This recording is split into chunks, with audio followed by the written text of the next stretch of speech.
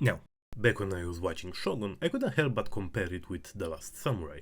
They're both a fish out of water story about a westerner in Japan at a time when gunpowder is still relatively new. So like Kingdom of Heaven, but in Japan and with guns. And the better script. Both have some politic intrigue at the core of the story, and both have the protagonist start by treating the locals as barbarians, but ends up embracing the culture and traditions to some degree. Hence why I took to jokingly refer to this movie as the first weeb. Though after watching Shogun, I feel like you can make a better case there. And not just chronologically. I mean, sure, Cruz role plays as a samurai in this one, but the other guy tries to commit Sudoku by the end.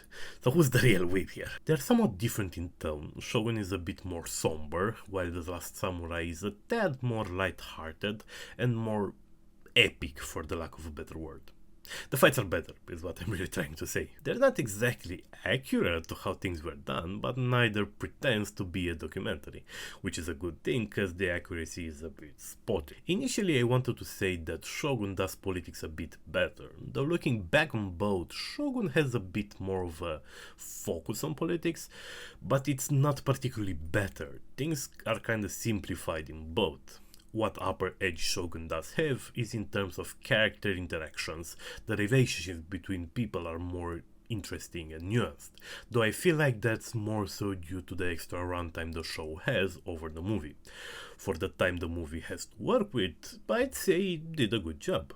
Where The Last Samurai has the upper hand is, in my opinion, that is just way more fun. The scale is incomparable.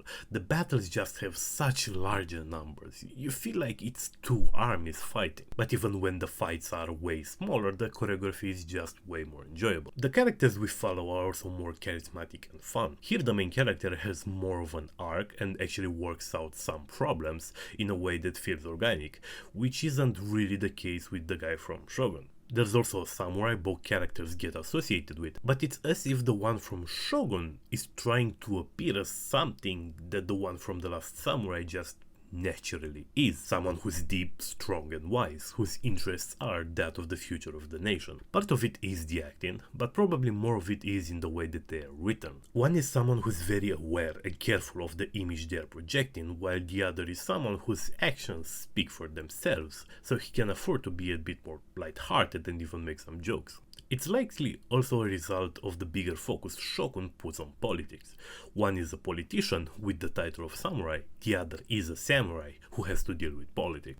I'm not sure if I can say one is better than the other, but I'd certainly rather rewatch The Last Samurai instead of Shogun. I also think it has broader appeal. To enjoy Shogun you kinda have to be either into politics to a degree or period dramas. The Last Samurai has something for just about everyone, and fewer things that are hard to digest. So while the other was yellow, this one is orange. I don't think it's a must watch, but I will certainly recommend it to just about everyone. I mean, if nothing else, you could watch it for how pretty the scenery is and still probably have a good time.